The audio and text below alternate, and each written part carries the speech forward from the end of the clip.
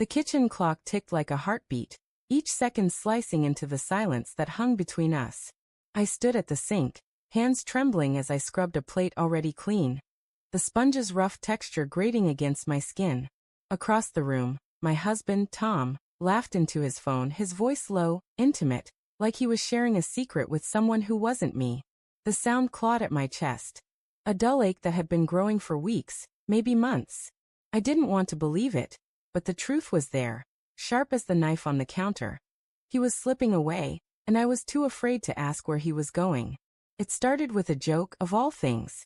At the neighborhood barbecue last month, under the glow of string lights and the hum of cicadas, our neighbor Lila had tossed her head back, her laugh like wind chimes, and said, "Who wants to trade my husband? I'm taking offers." The crowd chuckled, but when I joined in, teasing, "Oh, I'll put Tom up for grabs," Lila's eyes locked onto mine. "I'll take him," she said, her voice playful but her gaze steady, like she'd meant it more than she let on. Tom had blushed, waved it off, but I saw the way his fingers lingered on his beer bottle, the way Lila's smile lingered on him.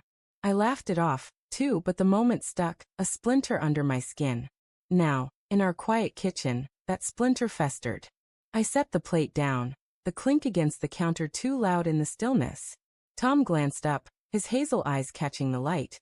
And for a second, I saw the man I married, boyish, warm, the one who'd dance with me in this very kitchen to no music at all.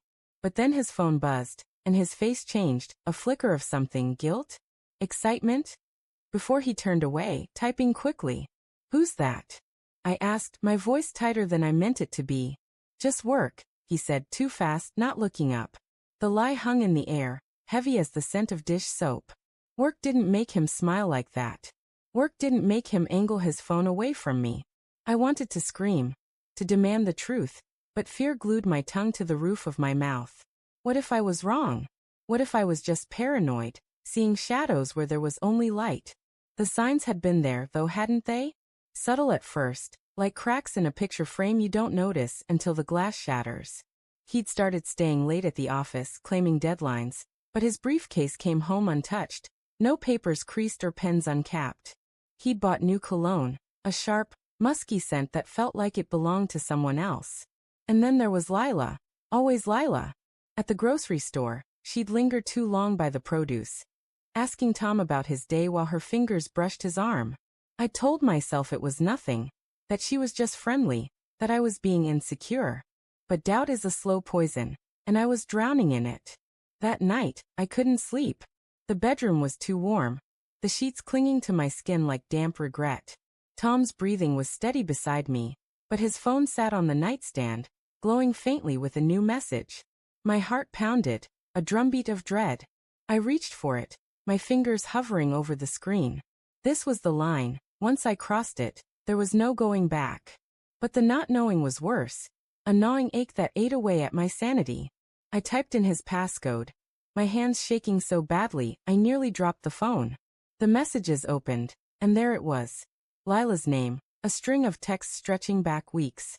My eyes blurred as I scrolled, each word a fresh cut. "Miss you already," she'd written last night. "Can't wait to see you," he'd replied. My stomach churned, while rising in my throat. There were no explicit confessions, no blatant admissions, but the intimacy was undeniable. Pet names, inside jokes, plans to meet at a cafe I'd never heard of. I wanted to believe it was innocent, but the truth screamed louder than my denial. I set the phone down, my hands cold, my chest hollow.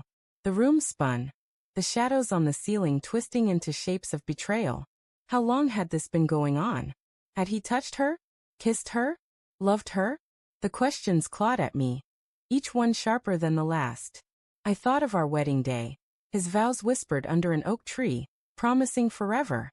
I thought of the life we'd built, our home, our routines, the quiet moments that felt like love.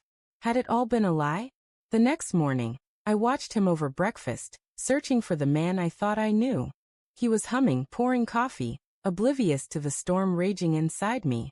"You're quiet," he said, his voice casual, but I caught the flicker of unease in his eyes. Did he know I knew? Or was he just afraid I might? "Lila seems nice," I said, testing the waters, my voice steady despite the tremor in my chest. His hand paused, the coffee mug halfway to his lips.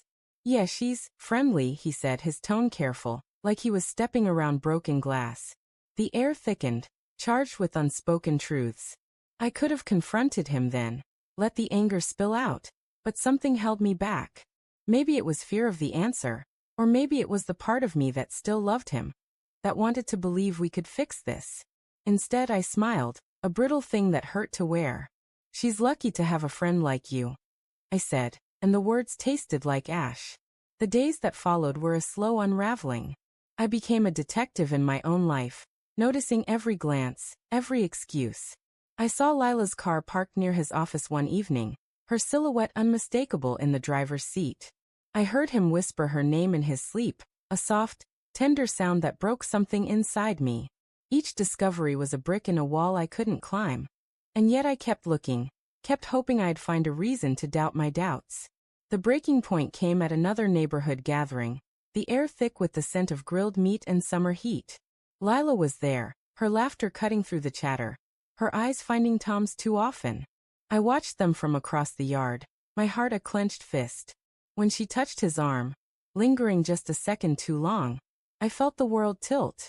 I marched over, my pulse roaring in my ears, and said, "Lila, can I borrow Tom for a minute?" My voice was calm, but my eyes burned with everything I hadn't said. In the shadowed corner of the yard, I faced him. "Tell me the truth," I said, my voice low, trembling. "Are you in love with her?" His face crumpled, guilt written in every line. He didn't deny it, didn't deflect. "I didn't mean for it to happen," he whispered, and the words were a blade, slicing through the last threads of hope. "It's not what you think, but I feel something. I don't know what to do." I stood there, frozen, as the world I'd known collapsed.